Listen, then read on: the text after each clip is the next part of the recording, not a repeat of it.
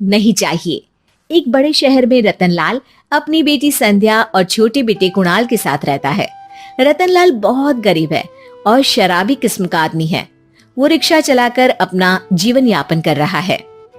रतनलाल एक अधेड़ उम्र के आदमी योगेश्वर को कभी कभी अपनी रिक्शा से मार्केट या मंदिर छोड़ता है और कभी कभी बाजार से उसका सामान भी ले आता है।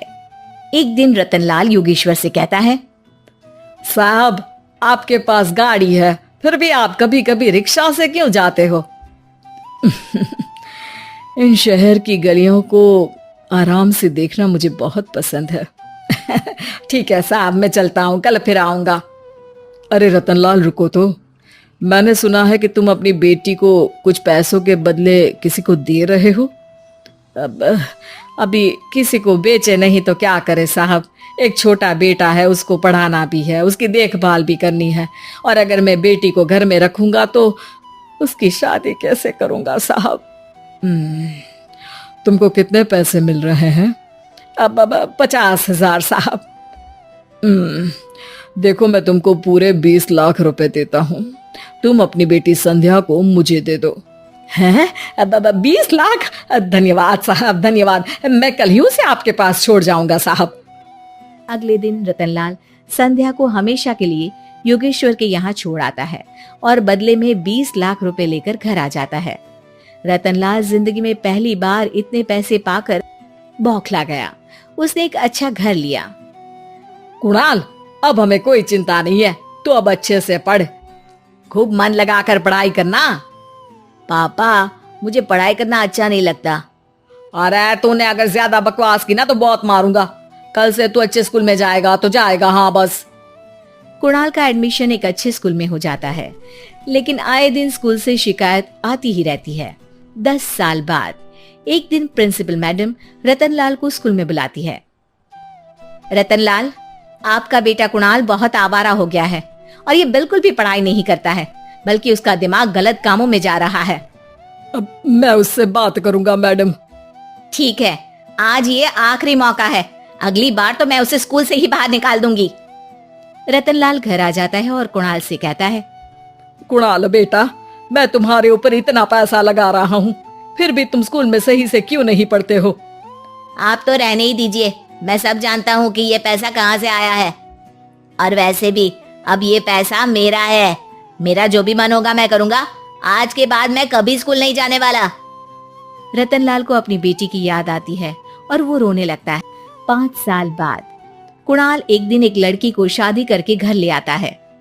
पिताजी, ये मेरी पत्नी है स्वीटी। तुमने शादी कर ली? हाँ, शादी कर ली मैंने, दिखाई नहीं दे रहा। और अब से आप फिर से कमाना शुरू कर दो, बहुत बैठ कर खा लिया। कुणाल, तुम इस बुड्ढे को घर में क्यों रख रहे हो? देखो ना, ये शराब पीता है, इसे घर से बाहर निकाल फेंको। अरे स्वीटी, ये मेरे पापा है, कैसे बाहर निकाल दूं? और वैसे भी घर में कोई तो चाहिए ना काम करने वाला, नौकर समझ कर रख लो।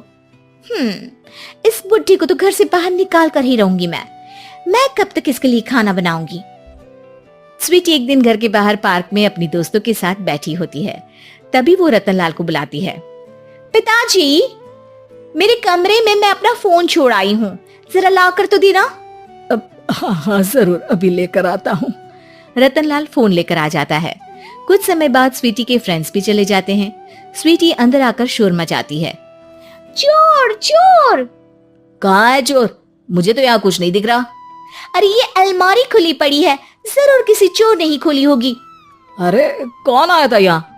यहाँ तो पिताजी आए थे बस। अरे बहू, मैं चोर नहीं हूँ। मुझे तो आप पर अब बिल्कुल भी विश्वास नहीं है पिताजी, क्योंकि जब आप पैसे के लिए दीदी को बेच सकते हो तो आप चोरी भी तो कर ही सकते हो। अरे लेकिन वो सब तो मैंने तेरे भले के लिए किया था ना।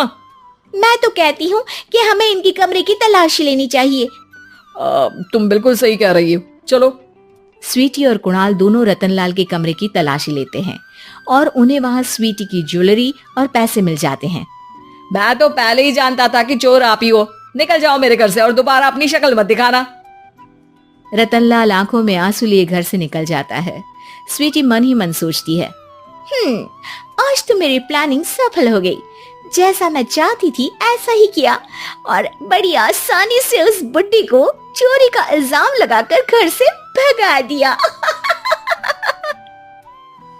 रतनलाल की हालत अब ज्यादा खराब हो गई और वो सड़क पर बैठकर भीख मांगकर खाने लगा।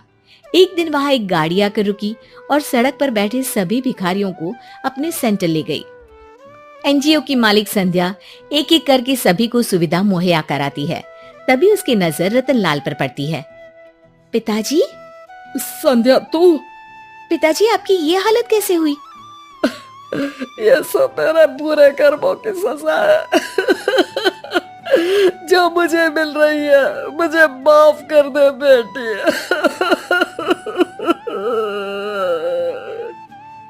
पिताजी, मैं आप पर बिल्कुल भी गुस्सा नहीं हूँ, क्योंकि आपने मुझे यहाँ भेजकर अच्छा ही किया। मेरी जिंदगी बदल गई। लेकिन ये सब हुआ कैसे बेटा? आप ये नए कपड़े पहनो, तब तक मैं योगेश्वर अंकल को बुला कर लाती हूँ। योगेश्वर अंकल? हाँ अंकल। योगेश्वर जी ने तुझसे शादी नहीं की थी? नहीं तो पापा, उन्होंने तो मुझे पढ़ा लिखा कर इस काबिल बनाया है कि मैं आज सबकी सेवा कर पा रही हूँ। रतनलाल पश्चाताप करके रोता रहता है। तभी योगेश्वर भी वहां आ जाता है। रतनलाल जी, आपकी ये हालत कैसे हुई इतने सारे पैसों के बावजूद भी? क्योंकि मैंने बेटे और बेटी में भेदभाव किया था। लेकिन आपने ये कैसे किया, मुझे ये जानना है, बताइए। सालों पहले जब संध्या छोटी थी, तब मैंने एक बार एक आदमी से तुम्हें बात करते हुए सुना था, जो कुछ पैसों में संध्या को तुमसे खरीद कर शादी करना चाहता था। मैं उस समय एनजीओ में बच्चों के लिए ही काम कर रहा था और मैं किसी भी लड़की की जिंदगी खराब होते नहीं देख सकता था। इसलिए मैंने अपने जीवन की कमाई का एक बड़ा हिस्सा तुम्हें दे दिया था। सच में कितना गलत था मैं, मुझे माफ कर दो। अब आप दोनों मेरे साथ घर चलो और आज मैं अपना सच्चा प्रायश्चित करना चाहता हूँ। योगेश्वर और संध्या रतनलाल के साथ घर जाते हैं। स्वीटी दरवाजा खोलती है। चोर भिखारी, तू फिर से आ गया? चल भाग यहाँ से बुड्ढे। ये घर तुम्हारे बाप का नहीं, मेरा है। बाहर निकलो यहाँ से।